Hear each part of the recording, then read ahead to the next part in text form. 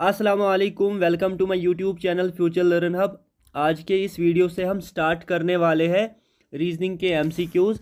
ये बहुत ही important section है, सब्जेक्ट है जेके एसएसबी एग्ज़ाम्स के लिए, चाहे जम्मू कश्मीर पुलिस कांस्टेबल हो, जम्मू कश्मीर पुलिस एसआई हो, या कोई भी जेके एसएसबी का एग्ज़ाम हो, फाइनेंस अकाउंट्स असिस्टेंट हो या जूनियर असिस्टेंट हो, या आप चाहे आप कोई भी एग्ज़ाम देख लो, रीजनिंग हर एक एग्ज़ाम में होती ही होती है। ठीक है, आज से हम पहली ये जो एमसीक्यू सीरीज स्टार्ट करने वाले हैं, इसकी पहली वीडियो है। चलिए फिर स्टार्ट करते हैं। ठीक है, पहला जो क्वेश्चन है, कंप्लीट द सीरीज 12 कामा 23 कामा 45 कामा 89 कामा। इसमें अगर हम देखेंगे, हमें इसके बाद वाली टर्म बतानी है। ठीक है, आप अगर इधर देखोगे ये 12 है, अगर हम 12 से पीछे आएंगे तो -12 को -1 करेंगे। 12 से पहले क्या आता है? 11। ठीक है, सॉरी एक सेकेंड, उससे पहले आता है 11। अगर हम 12 और 11 को ऐड करेंगे वो बनता है 23। इसी तरह 23 से पहले आता है 22। अगर हम अब ऐड करेंगे 22 + 23, वो आता है 45। आप इसको ऐड भी कर सकते हैं। ठीक है, इसी तरह आपको अब लग रहा है ना, इससे हम -1 कर रहे हैं, जो भी ये लिख के ये सीरीज़ में। इसी तरह 45 है, इससे पहले कौन सी टर्म आएगी अब, क्योंकि ये सीरीज इसी तरह से बन रही है। 44, जब हम 44 + 45 ऐड करेंगे तो वो आएगा 89। ठीक है, इसी तरह 89 से पहले आता है 88। ठीक है, 88 प्लस 89 कितना बनता है? 88 + 89 कितना बनता है? वो बनता है 177। ठीक है, 177 कौन सा ऑप्शन है? वो है पार्ट बी। तो इसका जो आंसर आएगा वो आएगा पार्ट बी, 177। क्योंकि सिंपली आपको इसमें क्या करना है, 12 से पहले वाली टर्म इन दोनों को ऐड करके वो आएगा 23, 23 से पहले आता है 22, इन दो को ऐड करके वो आता है 45। इसी तरह जब आप कंटिन्यू करोगे, ये एक सीरीज़ बन रही है। तो इसी तरह जब हम 89 से पहले आती है टर्म 88, इनको ऐड करके वो बनता है 177। उम्मीद करता हूँ आपको ये क्वेश्चन समझ आ गया होगा। अगर फिर भी आपको कोई डाउट रहता है इस क्वेश्चन में तो आप मुझे कमेंट सेक्शन में लिख सकते हैं। ठीक है, अब हम नेक्स्ट क्वेश्चन पे चलते हैं। एलिफेंट, इसके बाद आता है हर्ड, उसके बाद आता है लॉयन। तो ये एलिफेंट हर्ड के साथ है, तो लाइन अप किसके साथ आएगा?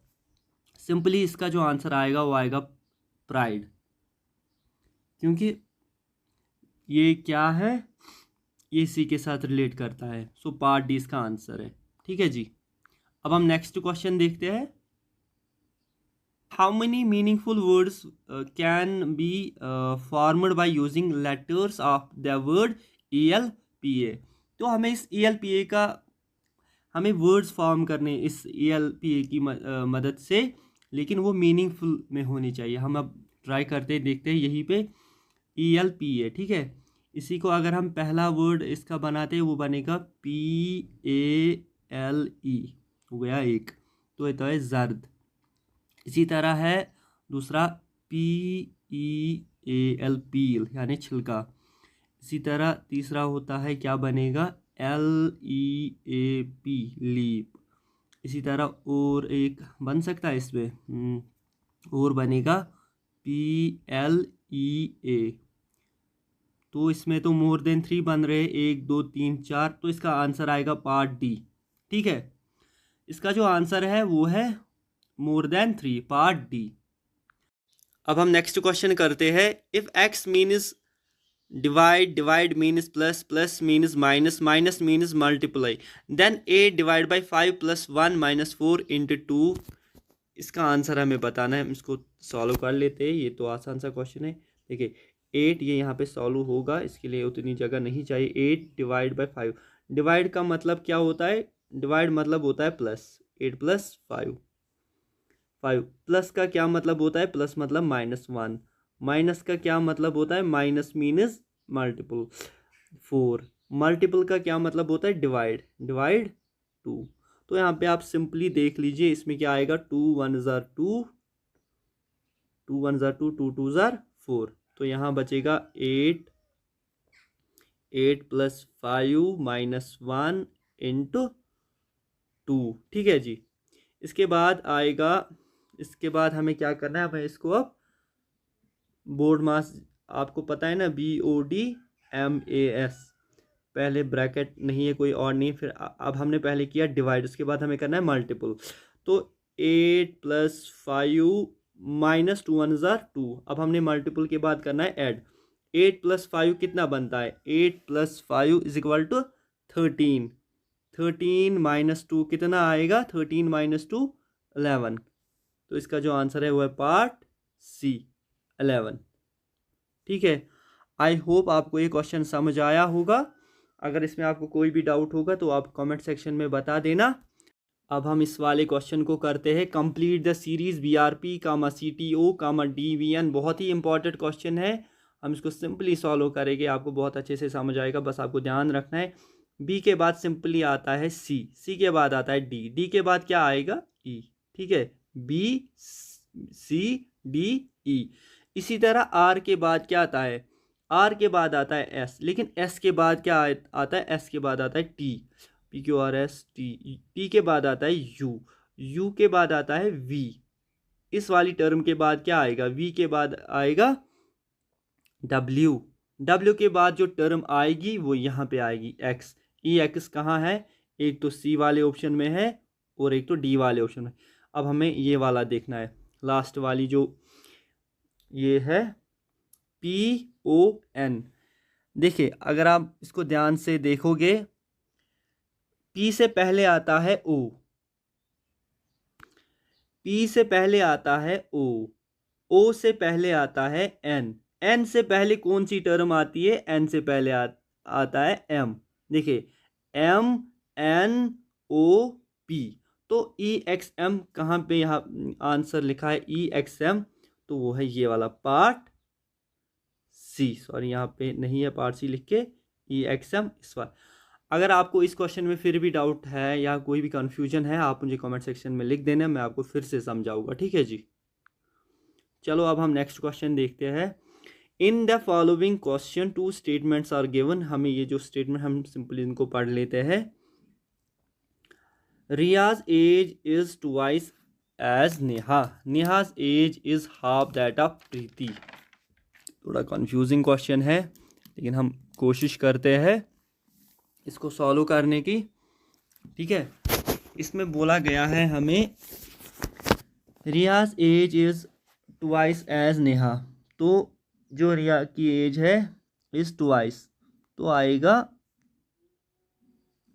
रियाज एज इज ट्वाइस, तो आएगा हम इसकी एज रखते हैं, अगर हम रिया की एज रख लेते हैं, हम मान के चलिए 4x। ठीक है, हमने एक एग्जाम्पल लिया, इज ट्वाइस एज नेहा, तो नेहा की क्या आएगी 2x।